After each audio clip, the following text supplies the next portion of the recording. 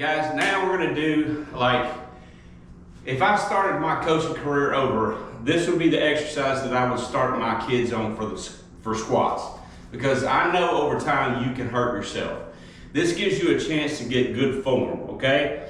I'm 6'2", 220, 225 pounds, depending on what we're doing.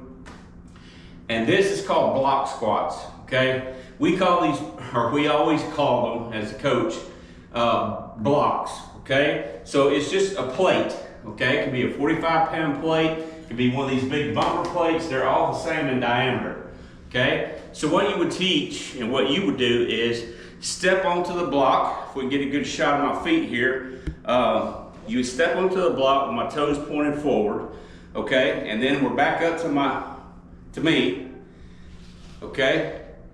And what you're gonna do is you're gonna put your hands out like you're saying no to somebody, okay? Stay away from me. I'm gonna put my head up, that aligns our spinal column, put my hands out, and then I'm gonna sink my butt and set and hold and back up. This is an exercise that I do every single week. Every single week I do this exercise. If you're a little taller or a little more broad-chested, you may have to hug the block to get the spacing that you need. But you can go down and you don't have to worry about hurting yourself.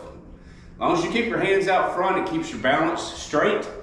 And as long as you've got that head, that chin tilted back and up, you're gonna be just fine. So block squats, and you can even sink a little further with these because, I mean, it just is a good base exercise to use every week, especially for a beginner. So that is block squats.